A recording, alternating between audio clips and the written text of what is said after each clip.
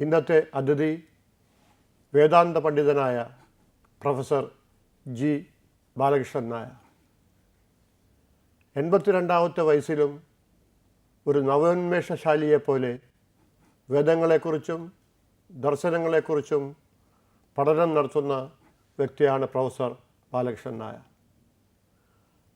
Sir, സാധാരണഗതിയിൽ വിദ്യാഭ്യാസം കഴിഞ്ഞ ഏതൊരു യുവാവിൻ്റെയും ആഗ്രഹം താൻ പഠിച്ച വിഷയത്തിൽ ഒരു ഡോക്ടറേറ്റ് നേടുക എന്നുള്ളതാണ്. സാറാണെങ്കിൽ 3 രാമായണങ്ങളെക്കുറിച്ചുമുള്ള ഒരു താരതമ്യ പഠനം വിഷയം എടുത്ത് ഡോക്ടറേറ്റിന് വേണ്ടി ഒരുങ്ങിക്കൊണ്ടിരിക്കുകയായിരുന്നു. അതിൻ്റെ പ്രബന്ധം പോലും 3 വർഷം കൊണ്ട് അങ്ങ് തയ്യാറാക്കി എന്നാണ് അറിയാൻ കഴിഞ്ഞത്. പക്ഷേ ആ പ്രബന്ധം അവതരിപ്പിക്കാതെ ആ ശ്രമത്തിൽ നിന്ന് പിന്മാറുന്നതിന് അങ്ങേ പ്രേരിപ്പിച്ച കാരണം എന്താണ്? എൻ്റെ ഒരു മകൻ 7.5 വയസ്സിൽ ടെറ്റനസ് പിടിപെട്ട് മരിച്ചു. നല്ല മിടുക്കനായിരുന്നു, പഠിക്കാൻ മിടുക്കനായിരുന്നു. ഞാനന്ന് ഗീതയൊക്കെ കുറച്ചെങ്കിലും ദിവസേന വായിക്കുമായിരുന്നു. സംസ്കൃതത്തിൽ ബിരുദം നേടിയിട്ടുള്ളതുകൊണ്ട് ഗീതയോടൊക്കെ അന്നേ താല്പര്യം ഉണ്ടായിരുന്നു.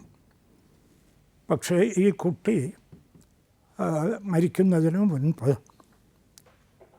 ഇവിടെ ജനറൽ ഹോസ്പിറ്റലിൽ ടെറ്റനസ് വാർഡിൽ കിടന്നാണ് മരിച്ചത്. ഞാനന്ന് യൂണിവേഴ്സിറ്റി കോളേജിലെ ലെക്ചററാണ്. ഞാൻ അടുത്തിരിക്കുകയായിരുന്നു. ശ്വാസം തടസ്സം വന്ന ഞാൻ ഓക്സിജൻ ട്യൂബ് മൂക്കിൽ വെച്ചുകൊണ്ട് അടുത്തിരിക്കുകയായിരുന്നു. അയാൾ ആദ്യം അച്ഛ അച്ഛ എന്ന് 7-8 പ്രാവശ്യം വിളിച്ചു. അപ്പോൾ അമ്മ അടുത്തുണ്ടായിരുന്നു.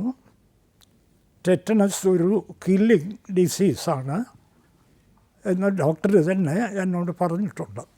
അപ്പോൾ ഇയാൾ മരിക്കാൻ രക്ഷപ്പെടുകയില്ലെന്ന് തീർച്ചയായിട്ടും.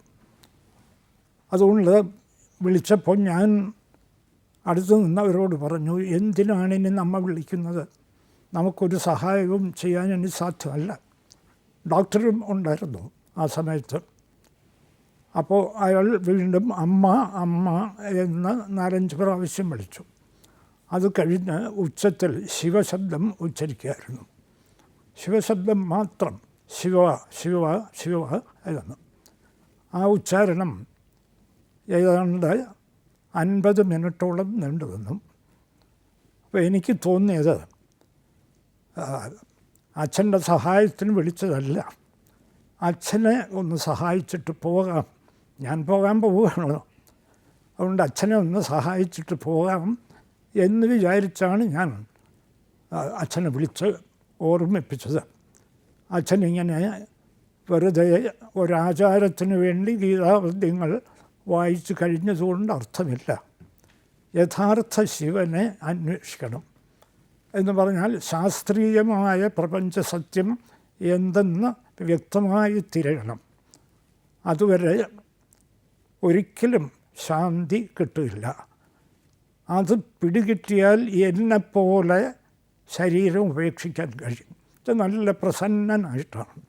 ആ ടെറ്റനസിൻ്റെ ഒന്നും യാതൊരു ചിഹ്നവും മുഖത്ത് കാണാനുണ്ടായിരുന്നില്ല.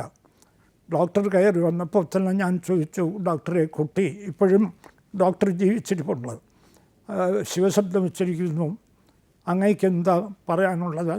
അവരൊക്കെ വിസ്മയസ്തബ്ധരായി നിന്നുപോയി. അപ്പോൾ എനിക്ക് തോന്നിയത് അച്ഛൻ യഥാർത്ഥ ശിവനെ അന്വേഷിക്കണം. അന്ന് ഞാൻ അങ്ങ് പറഞ്ഞതുപോലെ ഈ 3 രാമായണങ്ങളുടെ കമ്പാരിറ്റീവ് സ്റ്റഡിയും ഡ്രാഫ്റ്റ് തീസിസ് തയ്യാറാക്കി വച്ചിരിക്കുകയാണ്. AG കൃഷ്ണവാര്യർ സാർ എന്ന പണ്ഡിതനായിരുന്നു എൻ്റെ ഗൈഡ്. പക്ഷെ ഞാൻ ആ കുട്ടിയുടെ അടുത്തിരുന്ന് തീരുമാനിച്ചു, എനിക്കിനി ഭൗതികമായ ഒരു ലക്ഷ്യത്തിലും ഞാൻ മുൻകൈയെടുത്ത് പെരുമാറില്ല, വരുന്നത് വന്നോട്ടെ. പക്ഷേ ശിവനെ അന്വേഷിച്ച്, യഥാർത്ഥ ശിവനെ അന്വേഷിച്ച് കണ്ടെത്തിയിട്ടിന് മേൽ കാര്യം. ആ തീരുമാനത്തിൻ്റെ ഫലമായിട്ടാണ് ഞാൻ ഡോക്ടറേറ്റ് ഉപേക്ഷിച്ചത്. സാറിൻ്റെ ഈ വേദാന്ത പഠനത്തിന് മകൻ്റെ അകാല മരണം ഒരു നിമിത്തമായി തീർന്നു എന്നാണ് വിശ്വസിക്കുന്നത്? തീർച്ചയായിട്ടും വലിയ പ്രചോദനമായി തീർന്നു എന്ന് മാത്രമല്ല, എനിക്ക് പിന്നെ അനായാസം വേദാന്തം പഠിക്കാൻ കഴിവുണ്ടായി.